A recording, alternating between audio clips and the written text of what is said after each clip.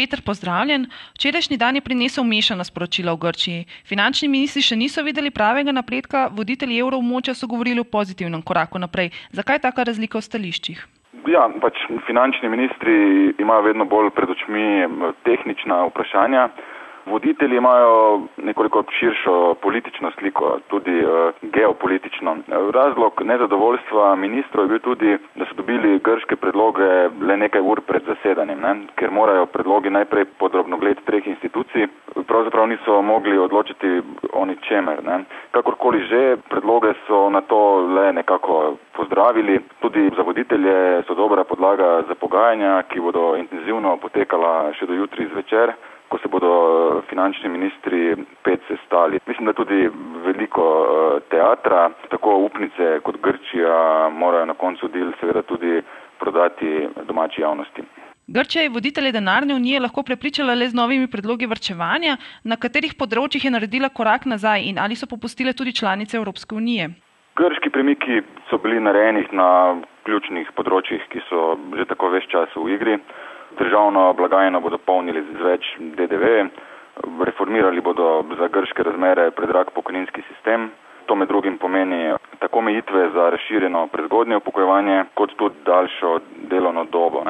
Pravega neposrednega reza pokojnin in plač predvidoma ne bo. Prihodnje leto naj bi tudi privarčevali 200 milijonov na obrambnem področju. Nekoliko nenavadno se mi zdi, da bodo podjetja pod še večjim davčnim pritiskom. To najbrž ne bo imelo blagodejnega vpliva na gospodarsko dinamiko. Sam mislim, da je sporazum v veliki meri že zakoličen. Institucije bodo danes jutri še premetavale številke. Najbrž bodo zahtevale še bolj nedvoumne načrte za uresničevanje proračunskih ciljev. Številne upnice, bi rekel skoraj vse, imajo že tako občutek, da je bilo popuščanja Grčiji preveč. V zadnjih letih Atene niso izpolnjevale zavez, druge krizne države so bile veliko bolj kooperativne in so vsaj statistično uspešno na poti iz krize. Na koncu Grčiji niso pripravljeni priznati nekakšnega posebnega statusa. Kljub temu so, glede na zaveze iz prejšnjih let, so varčevalni cilji veliko blažji. Institucije so sprejele do neke mere grško realnost takšno, kot je. Zaradi tega tudi IMF upravičeno postavlja vprašanje, da je ogroženo načrtovano znižanje grške zadolženosti. Mislim, da to vprašanje, dolžniški odpustki v takšni ali drugačni obliki, se bo v prihodnji fazi gotovo spet odprlo, vendar ne preden bo Sirizina vlada uresničila vsaj del javnofinančnih in drugih reformnih zavez. Pričakuješ, da bo dogovor o sprostitvi zadnje tranše finančne pomoči sprejet ta teden? Kaj sledi potem? Kdaj, če sploh bo naslednji dan D za Grčijo? Ja, nihče še seveda ne more odpirati šampanjcev. Toda velika verjetnost je, da bo v prihodnjih dneh le sklenjen sporazum. Na kocki je preveč, da bi se lahko katerakoli stran igrala z ognjem. Institucije in upnice se bodo morale še uskladiti, na kakšen način bo izplačana pomoč.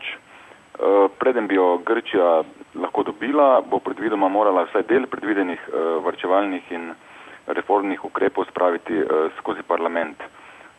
Sam imam občutek, da bo sporazum bolj kratkoročne narave.